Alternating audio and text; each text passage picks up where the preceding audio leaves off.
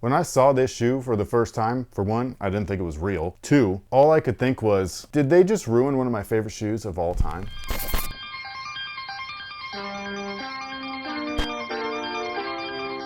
Hey, what's going on, guys? My name's Chris. Welcome back to the official WearTesters.com YouTube channel. Today we got a detailed look and breakdown on a surprising model, just to be very blunt about it. And to be honest, it's a change-up that I never saw coming. And it's the Nike Air Flight 89 Low. And I don't know if, like, is oxymoron like the right word?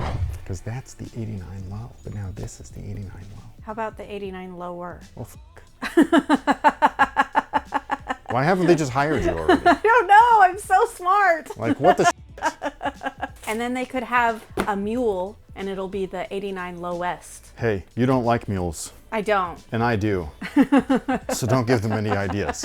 I'm already on the verge of trying to grab those clog posits again. No. Yes, I loved them so much back in the day. No. I know. That's what happens when you joke around too much, man. Okay?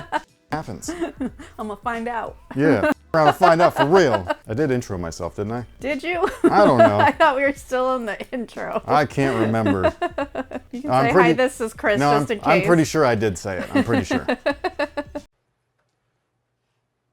So if you know your history on the Air Flight 89, for one, this is one of my favorite shoes ever, and no, that has nothing to do with the shoe's actual history, but the shoe debuted way back in 1989, but that's the original model right there. It's called the Nike Air Flight, and yes, it has the Air Jordan 4's tooling, but the Air Jordan 4 didn't release until a little bit later. However, there was an Air Flight 89 Low, which is these guys right here. So this is the Air Flight 89, and then this is the Air Flight 89 Low, which again makes these the Air Flight 89 Lower. It's a weird move, to be perfectly frank.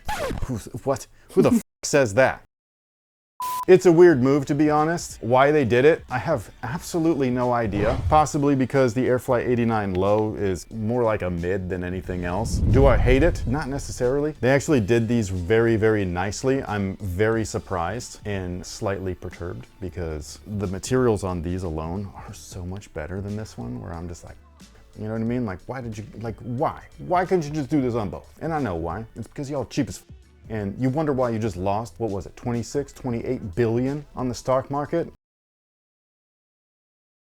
Anyways, this shoe is a classic. I'm hoping that they actually release the real Air Flight 89 highs. They clearly have enough time to do this, so why not that? But they do feature the same exact outsole as the Air Jordan 4, so when you look at something like this, you're going to automatically think Air Jordan 4, even though, again, it debuted on the original high top version of this shoe before anything else. But we've got herringbone on the bottom right here. It's in multiple different directions, even though herringbone naturally does that anyways, but they've twisted it up to where it's covering you from lateral movements, from linear movements, and everything in between, so I think that's really cool. The midsole itself is polyurethane. Inside that polyurethane is an encapsulated 4-foot air sole unit. In the rear is a visible air sole unit. And then the insole is not a complete piece of shit, but it is still not a great insole. However, it's a much denser foam, so it does add some step in comfort. The midsole itself is a brick, so like that's one thing where it's just like sometimes these are like nice and soft, and other times they feel like this, and I don't know what's happening over there, but like, can we please just pick one? You know what I mean? And by one, I mean like the softer one, you know, the one that's more comfortable. Please! God damn it!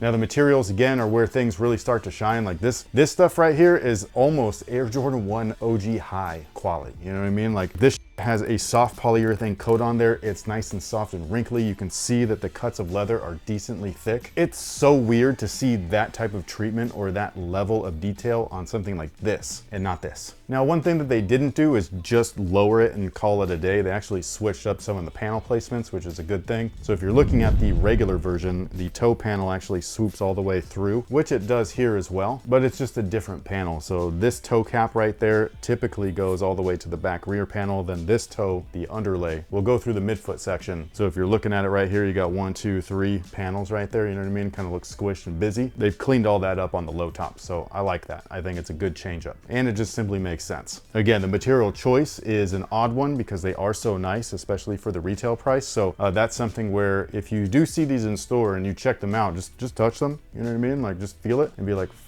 how did they do this? And I just don't get it. The materials on the tongue are a little bit different as well. It's not quite an open-celled mesh. It's a really tight mesh instead. I do wish that they would have kept the original just because, you know, you need a little bit of extra breathability. Although they did perforate in larger fashion the toe box and that midfoot area, but there's a lot of materials behind it, like inside the shoe, so it's gonna negate all of that potential ventilation. And then right here at the collar, they actually used the same material as the tongue back there. That was one of the things that I really gave them kudos for on this guy right here, is that they put the materials almost like the originals. It's not quite, but it's close. It at least looks like the originals more so than past releases, recent past releases that is. The first edition retros were great. The ones from my high school days, those were so good.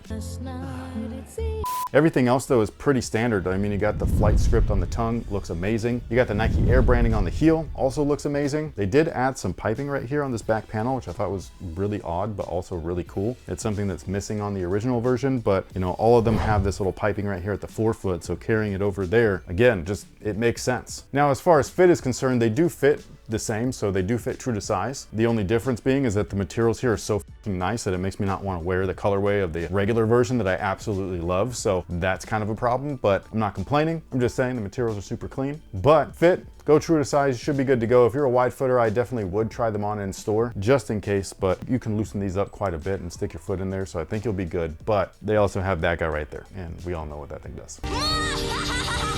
But with all that out of the way, what is today's question of the day? If you were stranded on an island, what one tool would you use to survive? A spoon, a match, or a balloon? A spoon. Why? Because the balloon can break, and you can only use a match once. Okay. Well, that was easy. I know. The balloon I could see being helpful to like catch what? water or something. I don't know. But I was going to go with spoon too. I came up with many reasons to argue for a spoon. And you I could dig for water with the spoon. Yeah. I mean, you could do that with like a rock or a piece of wood and stuff too, but like a spoon's a little bit easier. I figured depending on the handle type, you could use it to cut things or stab somebody.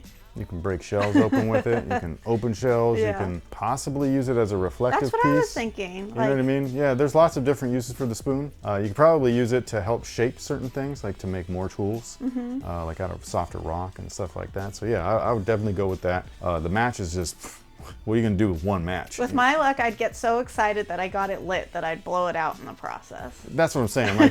Because I've been playing basketball outside like every weekend, right? And over here we got the Delta breeze. When you're in our neighborhood, the breeze isn't like felt because, you know, there's buildings everywhere, but the basketball court that I play at, there's not a lot of construction yet. They're in the process, but it's not done. And so as a shooter, you warm up, you feel good, and you shoot that ball, and then all of a sudden the wind Matumbos your, and you're like, what the f happened? So that's what I feel like a match. You'd like that one thing finally being like, yeah, I got some food, I can finally cook it, I'm gonna use my match. And then the wind would just take that right out. But what about you guys? Either the match, the balloon, or the spoon, almost rhymes. Which would you choose in that scenario? Also, what would you choose in this scenario? The original Airfly 89 low or the new Airfly 89 lower? Sound off below, let us know. Thank you so much for being here. Thank you so much for spending your time with us. We greatly appreciate it. If you haven't done so already, hit the like button, leave a comment, subscribe if you haven't already. We will catch you guys on the next one. So until then, y'all have a good one.